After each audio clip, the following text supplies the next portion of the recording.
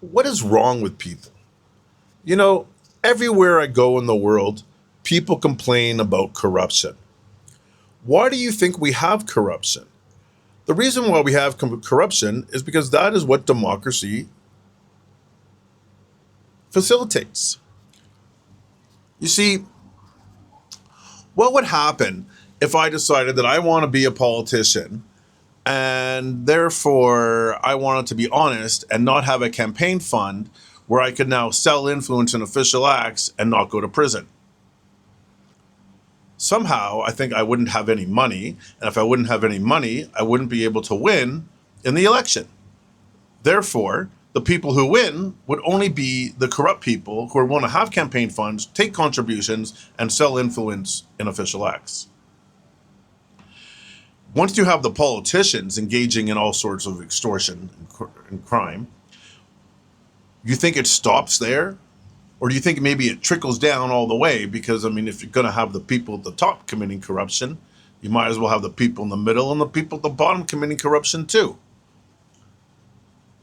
When you have a monarchy, people sometimes complain that, there are titles of nobility. Things like dukes and earls. Well, what does the word duke actually mean? It means leader. So what you have is you have a king who owns the kingdom, and you have leaders who lead the different countries, being dukes.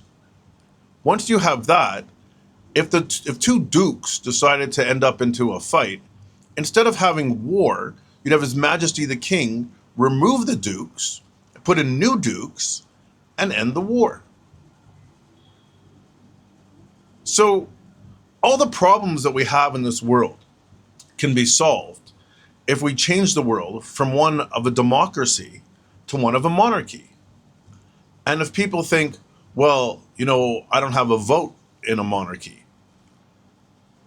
Well, if you own property, do I have a vote in how you use your property? I mean, the answer is clearly no. So when you have a kingdom, the king is owner of the kingdom, just like you are owner of your property.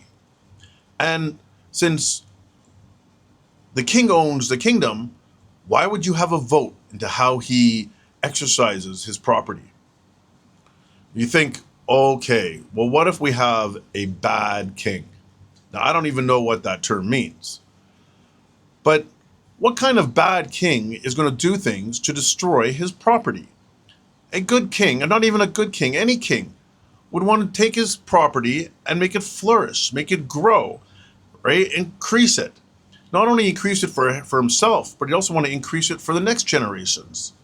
So I think this concept of a bad king comes from our history books, which are probably riddled with falsehoods because we live in a system of democracy where they force our kids into completely crappy schools, where they then teach our kids completely bogus history. Long live the king.